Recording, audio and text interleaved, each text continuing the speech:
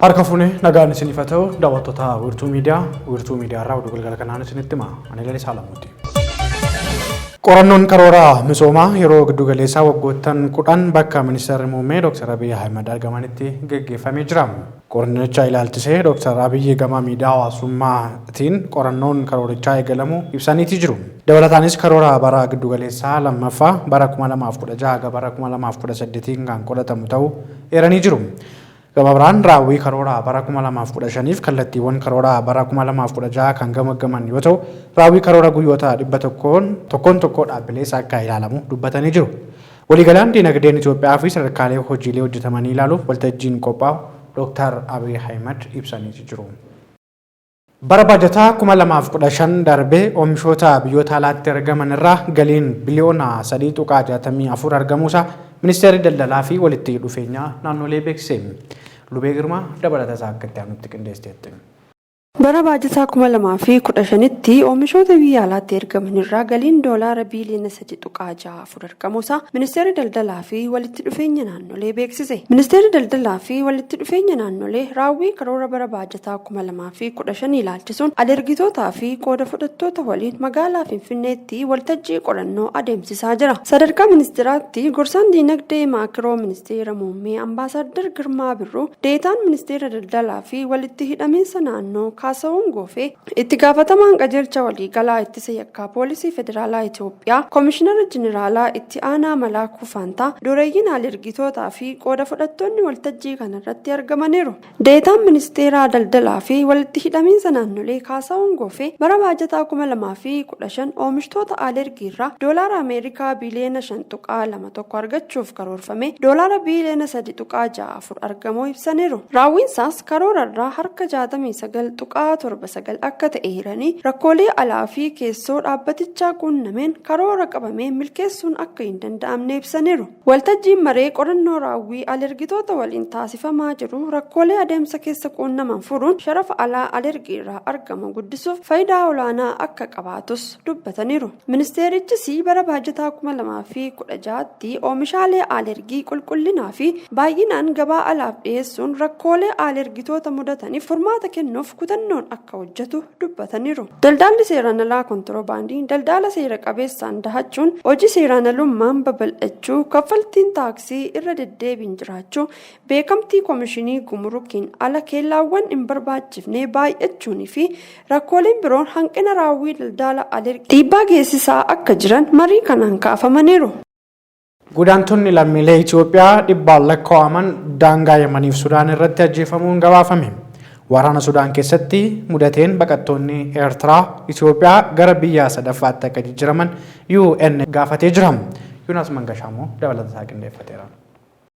Eegdonni daangaa Saawudii gabaasa haaraa Human Rights Watch baaseen daangaa Yemen irratti godaantota jumlaan ajjeesuun himatamani. Gabaasni kun akka jedhutti namoonni dhibbaan lakkaa'aman baay'een isaanii lammiilee Itoophiyaa akkasumas lammiilee Yemen Saawudii Arabiyaa ga'uuf yoo daangaa ragaan rasaasaan ajjeefamani. Godaantonni qaamni isaanii dhukaasa qawweetiin miidhame daandii irratti hafe arguu isaanii BBC'tti himanii Saawudii Arabiyaan kanaan dura himannaa ajjechaa sirnaan raawwatame kuffistee turte. Gabaasni Human Rights Watch mata duree The Fire Donors Like Rain jedhuun godaantota daangaa kaabaa Yemen Saawudii Arabiyaa waliin qabdu irratti poolisii fi loltoota Saawudiitiin rasaasaan rukutamee yeroo tokko meeshaa dho'aa ta'een irratti xiyyeeffatee jedhu ragaa mul'ataa ta'e qaba. Humnoonni Saawudii Arabiyaa godaantota Itoophiyaaf kooluu galtoota daangaa Yemen irratti dhiibbaan lakkaa'aman ajjeesuu isaaniiti dhaabbanni mirga namooma Human Rights Watch kan gabaase. Godaantonni BBC'n addatti quunname xaamuraa halkanii sodaachisaa ta'e kan dubartootaa fi daa'imman hedduu dabalatee lammiileen Itoophiyaa biyya boba'aan badhaate kana keessatti carraa hojii barbaaduuf daangaa ce'uuf utuu yaalanii dhukaasa jala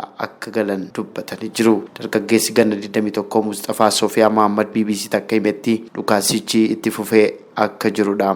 Gareen isaa godaantota 45 bara darbe ji'a adoolessaa keessa dhoksaan daangaa ce'uuf osoo yaalanii dhukaasa keessa seenuun akka ajjeefaman hime. Rasaasaan akka rukutamellee hin hubanne garuu yeroon ka'een deemuuf jedhu miilli koo gar tokko natti hin turre jedhe. Akka dhaabbanni godaantotaa idil addunyaa dhaabbata mootummoota gamtoomanii jedhutti waggaatti namoonni 200,000 ol imala balaafamaa kana yaaluun galaanaan gaanfa Afrikaa irraa gara Yemenitti qaxxaamuranii achiis gara Saawudii Arabiyaatti imalu. Dhaabbileen mirga namummaa akka jedhanitti keessatti namoonni hedduun karaa irratti hidhaaf reebicha akka isaan mudatu dubbatan. Qaxxaamurri galaanaa balaa guddaa qaba. Torban darbellee qarqara galaana Jibuutiitti dooniin caccabdee godaantonni 24 ol lubbuun isaanii achi buuteen dhabamuun BBC'n gabaasa isaatii yaadachiiseera. Yaman keessatti dooniiwwan godaantotaa gurguddaan awwaala namootaa karaa irratti du'aan guutamanii jiru. Wanti nuti galmeessine bu'uuraan jechaa jumlaati jechuun barreessituun gabaasichaa Naadiyaa Hardmaan BBC'tti himteetti.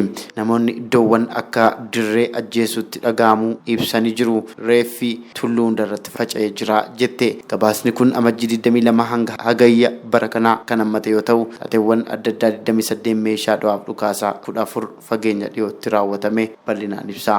Suuraalee fi viidiyoowwan dhibbaan lakkaa'aman kanneen lubbuu hafan naaf ergamanii argeera jette. Gabaastuun kun madaa dho'iinsaa baay'ee sodaachisaa ta'etu agarsiisu viidiyoowwan kunis jette. Ajjechaan kun qaama haleellaa bal'aa fi sirna qabeessa amajjii 2022 hanga hagayya 2023 gidduutti waggaa tokkoo fi ji'a 3 keessatti galmaa'edhas jette.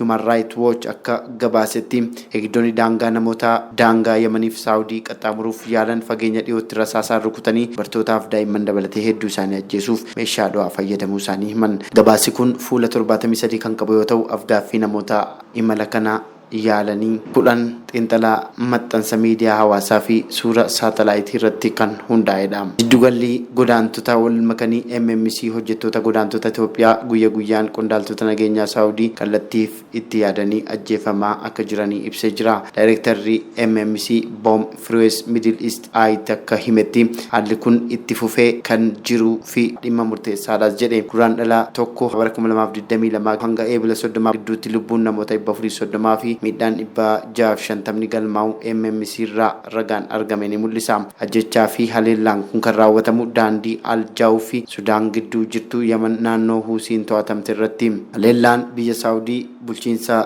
Jizaan keessatti raawwatamaa ture akka jiru simeera. Dhaabbanni mootummoota gamtoomanii kanaan dura dhimma kana ibsee ture. Waxabajjii 2022 keessa baasaaleen hedduun xalayaa barreessaniin jechaa kana kan calaqqisiisan yoo ta'u, hiitaa mirga namoomaa hamaa godaantota irratti raawwatamu ta'us ibsanii jiru. Ragaan dhaabbata mootummoota gamtoomanii qindeessee akka himutti namoota miidhaman keessaa 30% dubartoota akka ta'anii fi 7% immoo daa'imman akka ta'an himeera. Xalayaan kun miidhaa raawwatame keessaa muraasni dararaa, fedhii malee hidhaa fi daldala namaa fi miidhaa saalaa akka ta'es ibsee jira.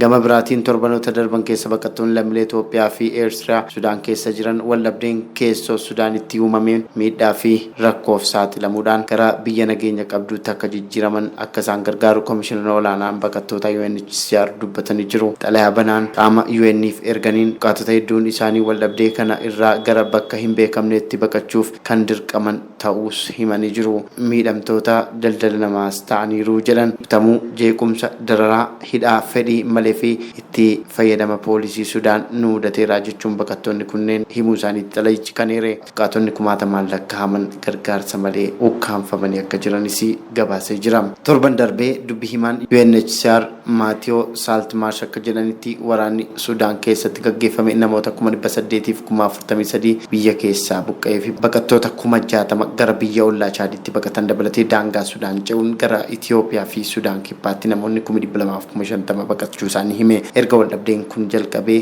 kaabatti yoo xinnaate namoonni 100,000 fi 10,000 gara Masrii kan qaxxaamuran yoo ta'u, namoonni biyya keessaa buqqa'an gara 5,000 ta'an immoo guyya guyyaan daangaa Masrii akka gahanis himuu isaati. Middle East Eye fi BBC irraa odeeffannoon arganne akka himutti.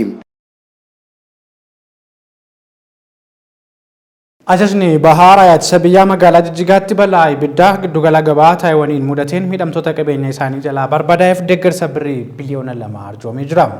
Deeggarsichas ajajaa olaanaa ajajaa Leetanaal Jeneraal Mohammad Tasammaa magaalaa Jijjigaatti argamuun deeggarsicha pirezidaantii naannoo Sumaalee obbo Mustafee Mohammaditti kennaniiti jiru.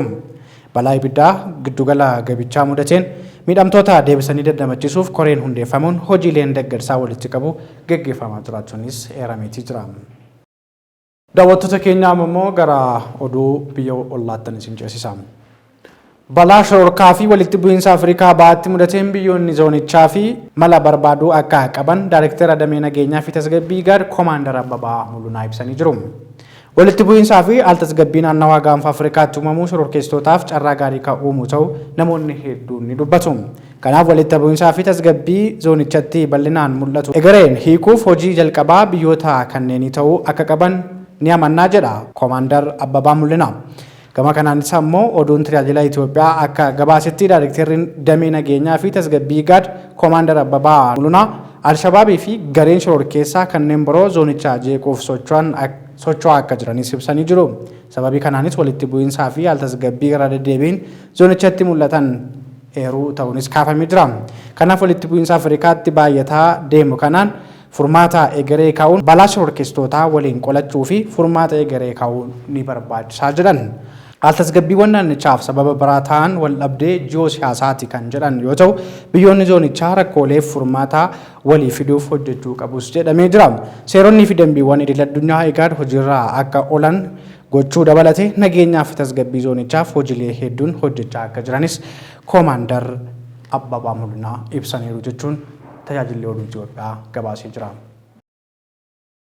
Gaanfa Afrikaatti ergama addaa Ameerikaa akka ta'an Maayik Haamar gara ardii Awurooppaatti imaluun dhimma haala yeroo Itoophiyaa fi hidha haaromsaa irratti biyyoota miseensota gamtaa Awurooppaa waliin akka mari'atan waajjirri dhimma alaa Ameerikaa beeksise.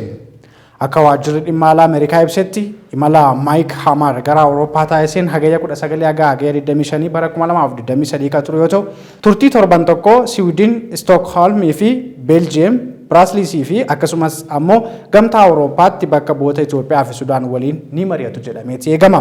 Maayik Haamar gara Beeljiyeemitti qajeeluun gamtaa Awurooppaatti bakka bu'oota Itoophiyaa waliin wal arguun rakkoo nageenya naannoo Amaaraa fi Oromiyaa Itoophiyaa keessatti uumameen karaa nagaa hiikuun akka danda'amutti ni mari'atu jedhamee abdiin eegamaa jira. Daawwattoota Wiirtuu Miidiyaa oduun keenya kan galgala kanaa asuma irratti xumurama waan nu daawwattaniif horaa bulaa deebanaa nagaatti.